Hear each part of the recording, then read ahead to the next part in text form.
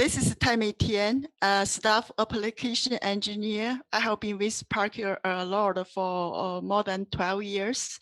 And the beginning of my tenure here, I was focusing on microelectronics product and customer support application. And later I worked for product development for a couple of years and before focusing on application engineer customer support. And today's topic will be underfill and thick film. Before I move on to the contents of underfill and thick film, let's see today's agenda. And so first I will give an overview of Parker Lord. Then we move on to underfills. That include underfill assembly and the packaging trend, and the underfill type, and the Parker Lord underfill product.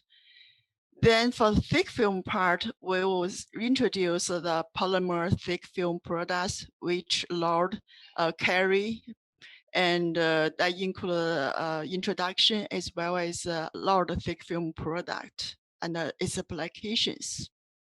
Here is a Parker at a glance. And Parker is a global business with a local focus. And we are located in 50 countries and serve 1,000 plus markets. Who is Parker Lord? Parker Lord is your collaborative partner.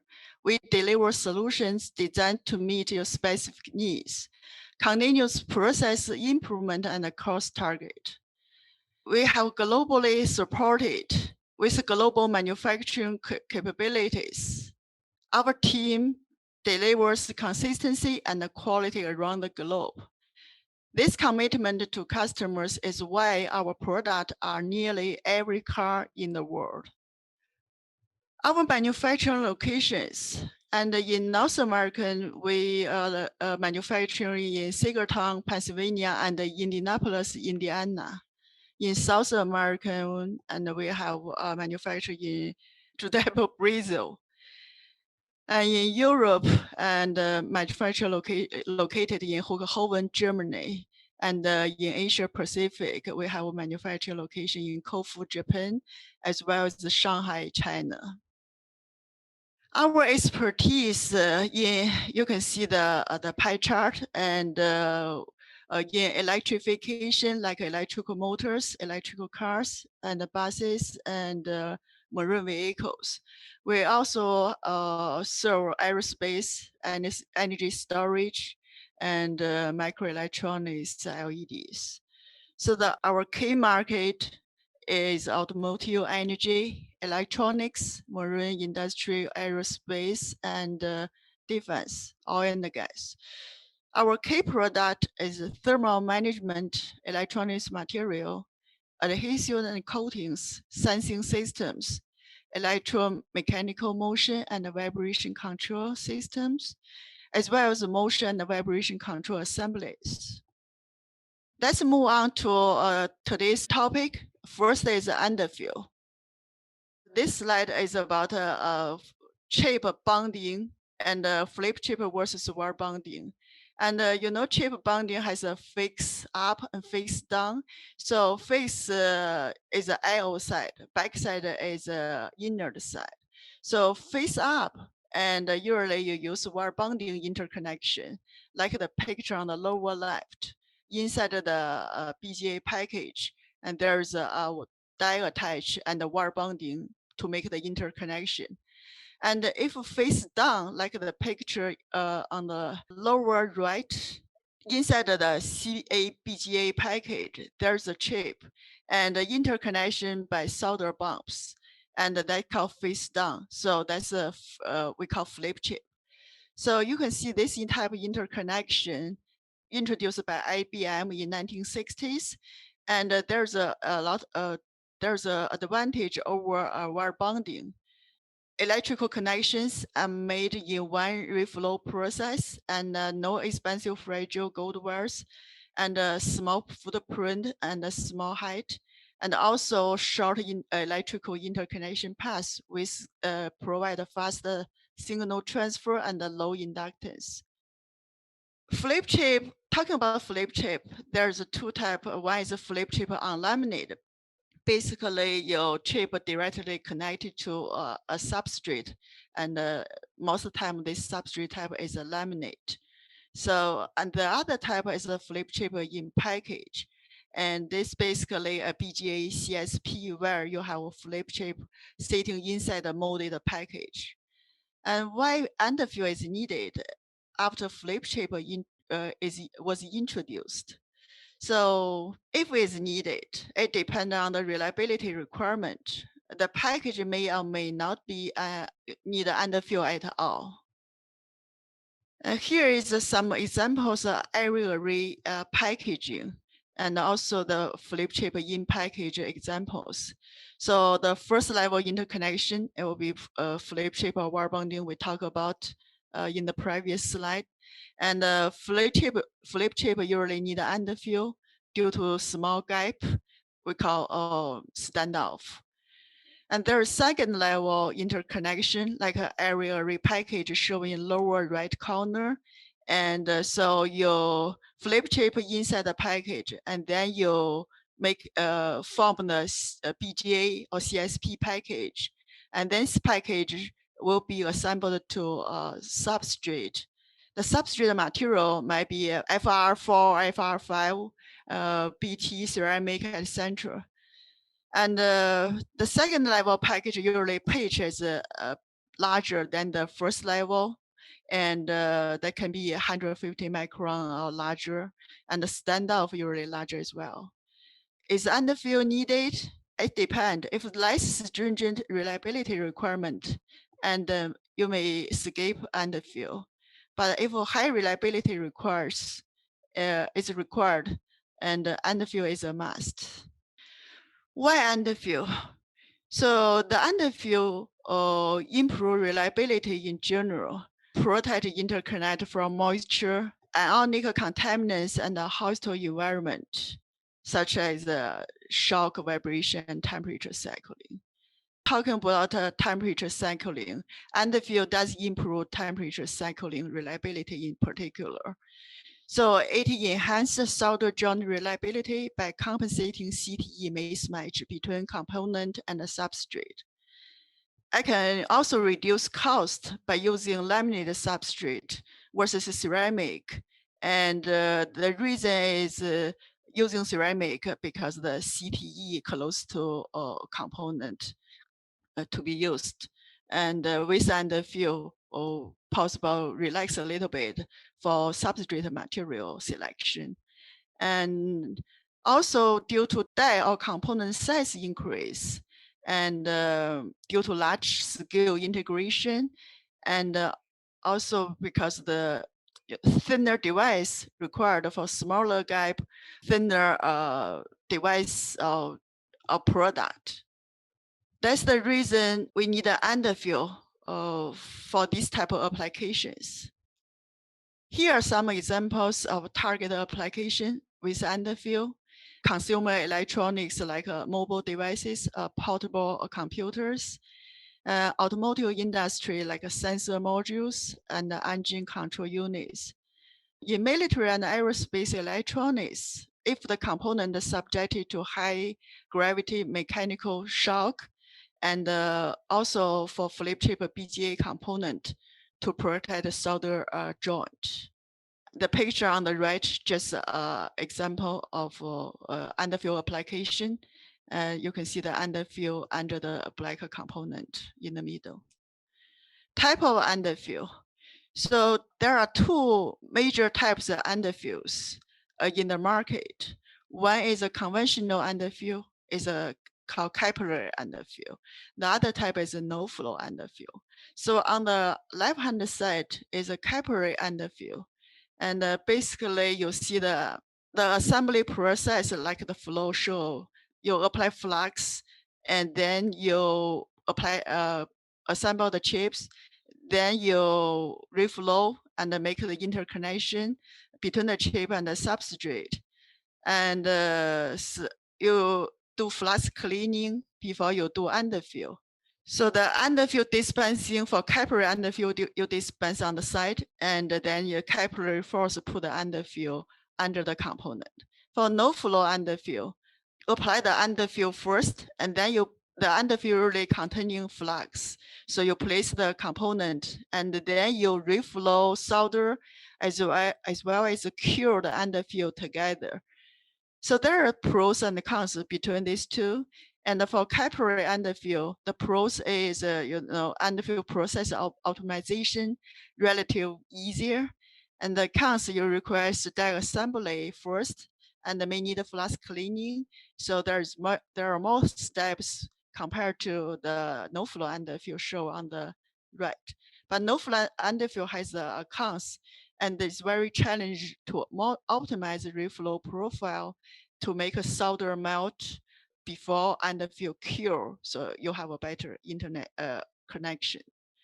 Parker load underfill. As we mentioned in the previous slide, we have two types of underfill in the market, capillary versus no flow. But for Parker load, we only have a capillary flow underfill. So we can see the picture on the top right, and you apply underfill on the side, and the capillary force put the underfill under. So you fill the gap to the opposite side and form the fillet. It requires a heat cure. Usually the curing temperature need to be greater than 120. And also I'd like to mention a Parker load underfill is non-reworkable. To apply the underfill, or you can do needle dispense or jet dispense, and with or without needle heating. And substrate heating usually requires 80 to 100 C, and to lower the viscosity for better underfill flow. And the dispensing pattern, you can use dot line or L shape, and depending on your package size, as well as your solder ball pattern. And I have a picture show at the lower right corner. This is a picture I got from internet. And this is kind of illustration of capillary flow underfill, how it flowed under the component. So the picture here, you can see this underfill might be applied at the side. And when underfill flow, you can see the flow line show like this. And but when they continue flow, and you can see the streaking along the diagonal because of the flow pattern like this. And you will also see if your underfill flow from corner, and you can see something like this. And this can be a streaking you will be see if you use a non-destructive like ultrasonic scanning. Parker load underfill chemistry. Our underfill is a epoxy resin, and also one component.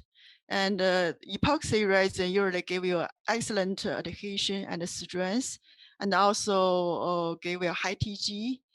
Most are 100% solids, no volatiles used or generated, and good environmental and chemical resistance. And the Parker load underfill curing agent. And we use two types of curing agent. One is anhydride, and which provide low viscosity and also capable of have high failure loading. And it requires heat cure. After cure is rigid.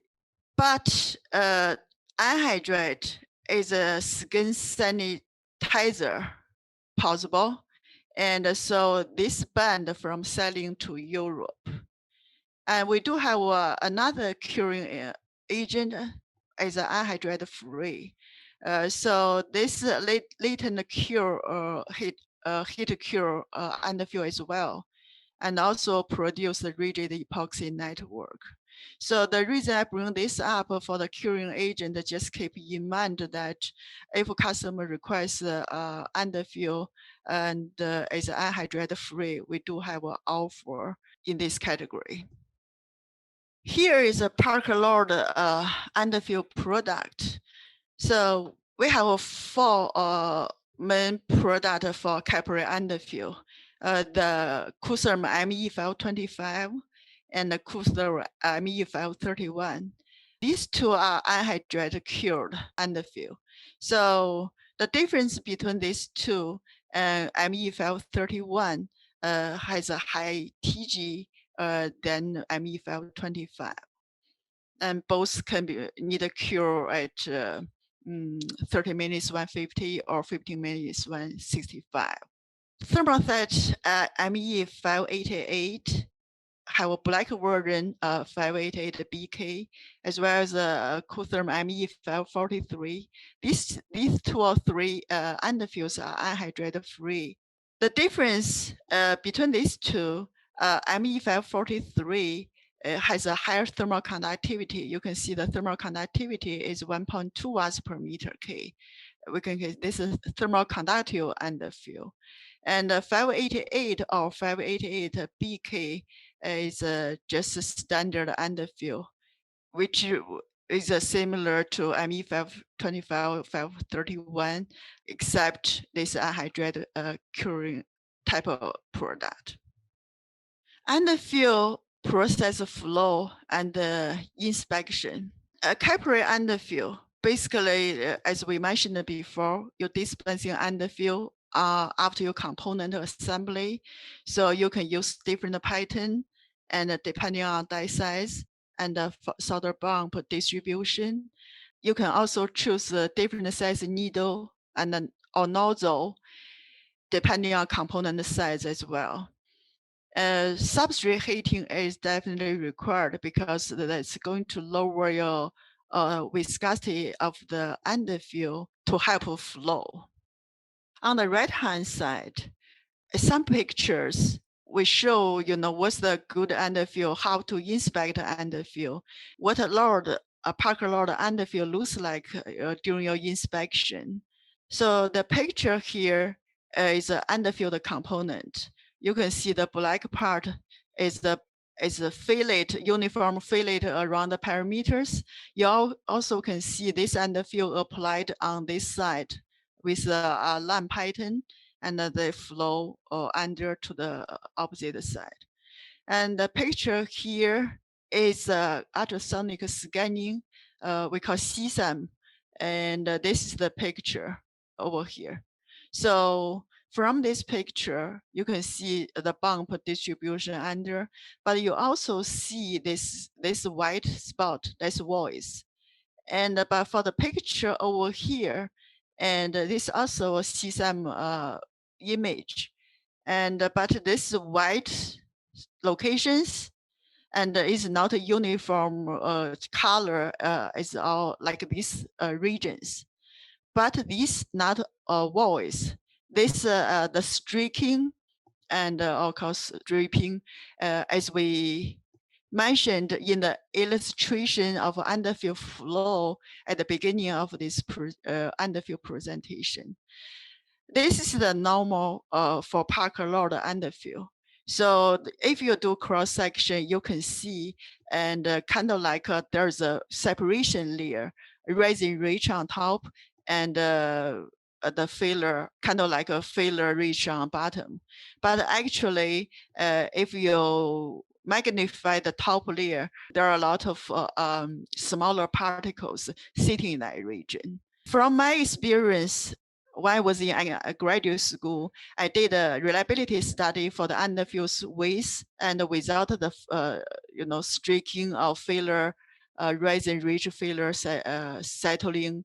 Compare this two. Actually, I found out the underfill with this type of kind of resin-rich layer did give a better reliability. My explanation is since this resin-rich layer full of smaller particle may have a better adhesion to the die, usually silicon. And you inspect the fillet how well as well. So Parker Lord underfill does give you a very good fillet. So how do we select underfill? Usually these are questions we ask. What kind of properties required? If they have a storage condition, usually Parker Lord underfill need a -40 C storage capability. and also what kind of a gap or standoff to be underfilled. So the particle size in the parking lot underfill, we will decide if it's appropriate for that particular application. And also working life, how long they need to use the, how much material they use. And because the parking lot underfill has a working life, 16 hours for most of the underfills, and the cure condition. And if they are they are capable to cure the material to at least 120 C. As I mentioned before, parking lot underfill cannot be cured below 120 C. The other material property to look into is a modulus CTE and TG. Some customer may want a high TG material and low CTE material, which means maybe ME 588 does not have as high TG as ME 531. Performance is a reliability requirement, and if that's assembly process, packaging process, environmental conditions, all these questions we need to ask the customer before we recommend the proper underfill to the customers. And also the process consideration. When we select underfill, and we ask these questions. So what we discuss in rheology, and these are critical for application. Component size standoff. I mentioned, the part there's a failures inside underfill. For certain standoff, maybe like we don't have enough room for underfill to flow under. Also adjacent component and space, if you have a space to apply underfill. Valve type, so you use automatic dispensing, and there are different types of valves. If you have the capability to apply these underfills. But the good news is lot of underfill can be used with all these air pressure, rotary auger, as well as jetting valves. And there are other types like a progressive cavity. It can be used as well. And here just to give you a brief overview of these components associated with underfill. These hardwares like our parking lot underfill will be supplied in syringes and 30 cc, 10 cc, 30 cc, and possible 55 cc. And so the hardware for dispensing like a auger needle in the middle, and as well as a different type of valves. And here is the jetter from a Simtech DJ9000. We have this in-house, as well as adapters to syringe. You can do manual dispensing from syringe, and for prototype, as well as automatic dispensing. This involved those different type of valves to be used. Here I just give you a summary about different valves and pump, for your information. So I'm not going into all these in details, but this is a kind of like type of valves in the market. Usually used for underfill, like a temperature auger and a positive displacement or progressive cavity or jetting. And there are pros and cons for each of them. I mentioned these valves can be used for parking lot underfill. Any of these just depend on your application and your existing capability. That's about the underfill. Now let's move on to thick film. We're talking about thick film, and I like to give a comparison, thick film versus a thin film. So thick film, typically, we said have thickness about 5 to 50 microns. And usually applied by screen printing, inkjet, and micro pen or similar type of techniques.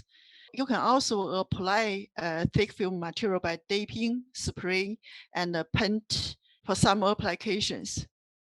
You can also do patterning, and you can dispense different pattern, different profile. For thin film, usually less than 5 micron, and can be as thin as 50 angstrom. Are typically applied by chemical vapor deposition and sputtering or vacuum evaporation. And so you can do patterning as well, and by masking technology. And for Parker Lord, we only carry thick film product.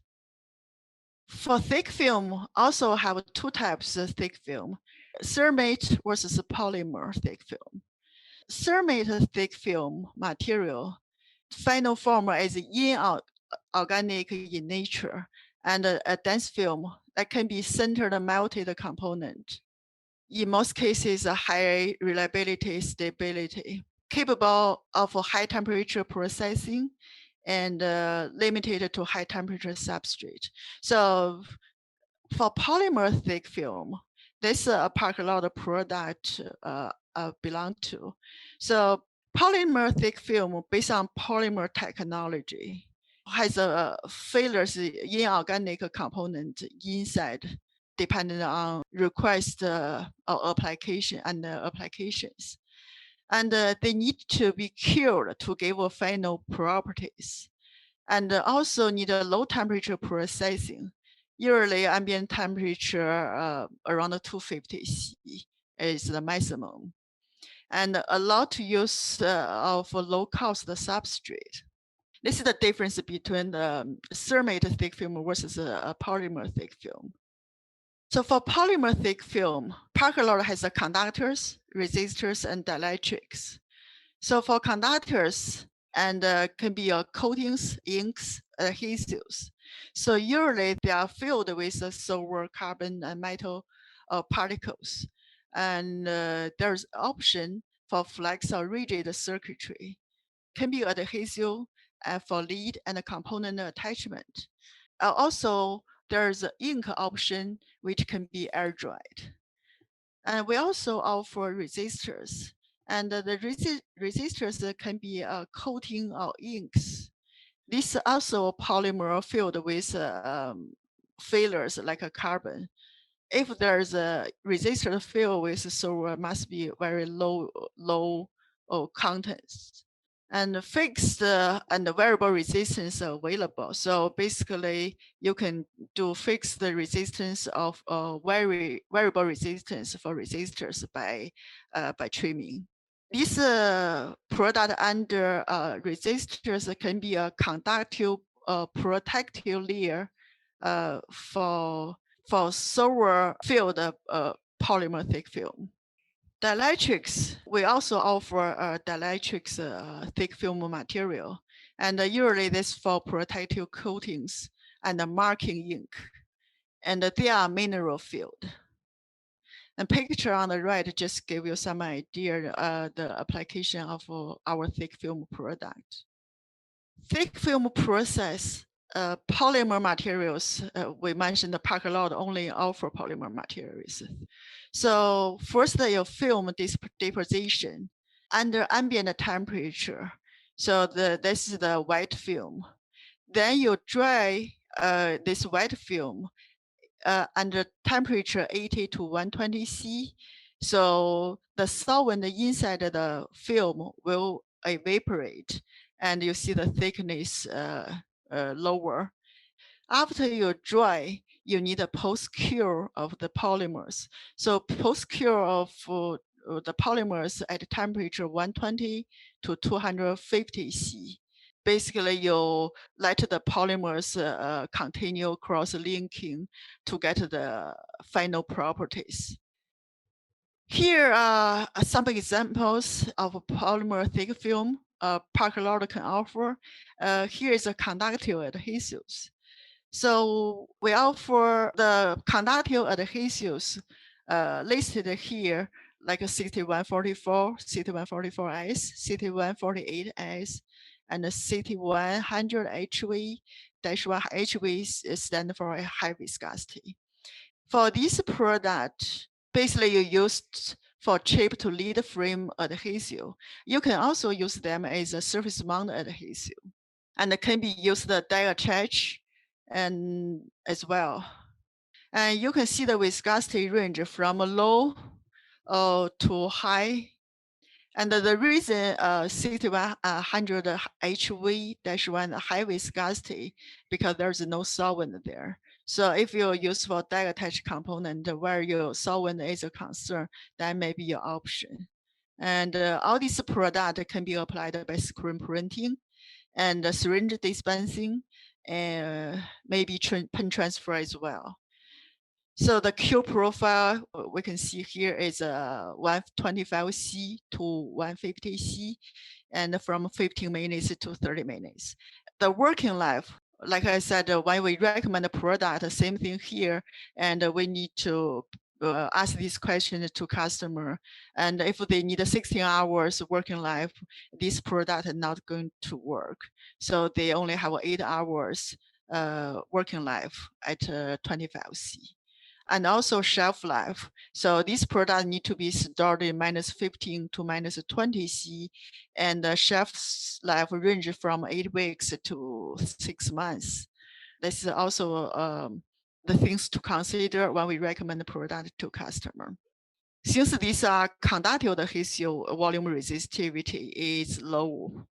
The other category of polymer thick film products for coating and the conductors. These are examples of Parker Lauder product line for this application. So the PCC 10882 is a non-conductive coating. This can be used for trimmed resistor or for some circuit protection. And for this PCC 4411, 4514, this is the conductive coating.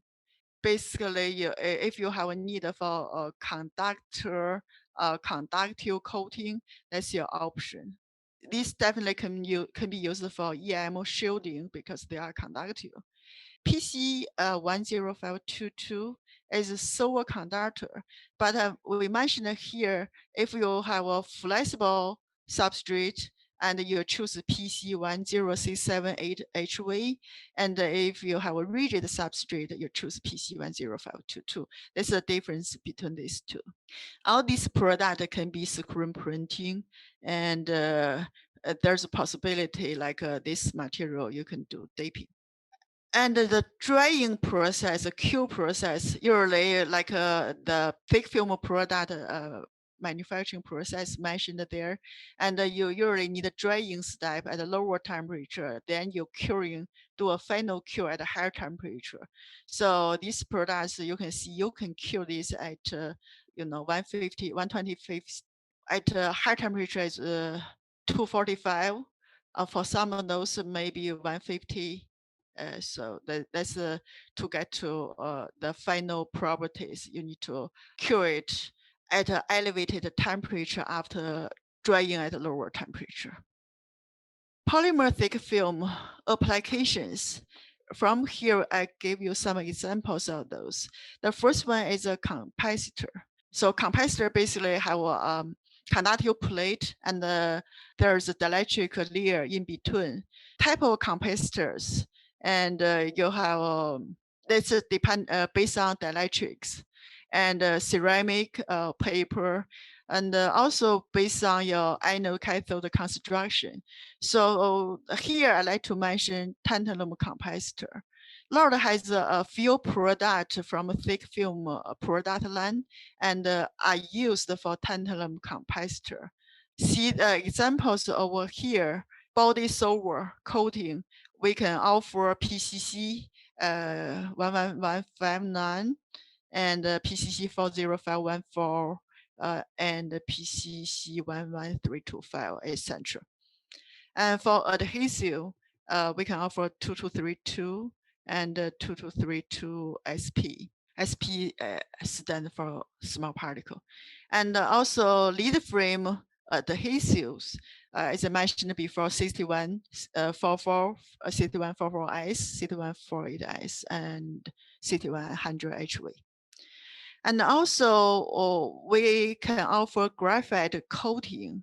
That's circular 6971.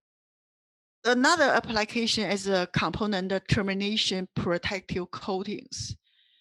So the function is increase flexibility, and you can do bend test, drop test, as well as reduce stress to avoid cracking.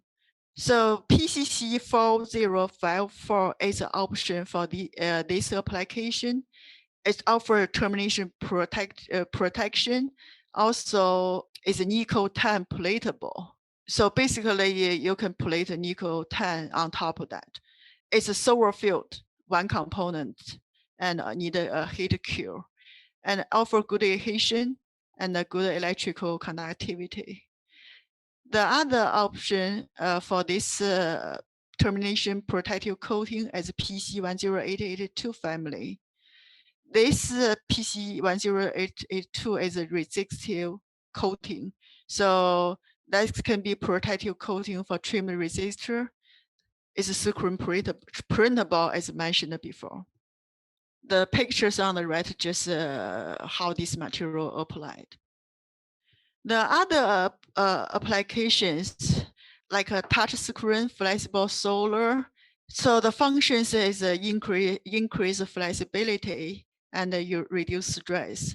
So the product option for this application is PC10678HV. It's a flex solar conductor and have a good ITO contact resistance as a nickel tan platable and has a good adhesion as well.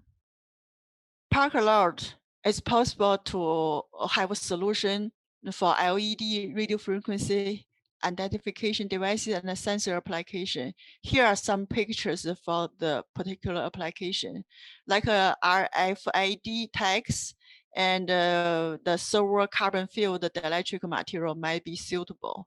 For the conductive line coatings, for the sensor, the conductive coating material is possible. In terms of which product is suitable for this application, we have to look at a particular application first before we recommend a proper product for that particular application. That's all about underfill and thick film. And so if you have further questions, here is our contact information. We have a account manager located in these different locations, and you have the names and the regions here and to contact. If they have further questions, and they will direct a question to application engineer like me. And you also can contact our customer service phone number located here. That's all my presentations for today. And do you have any questions?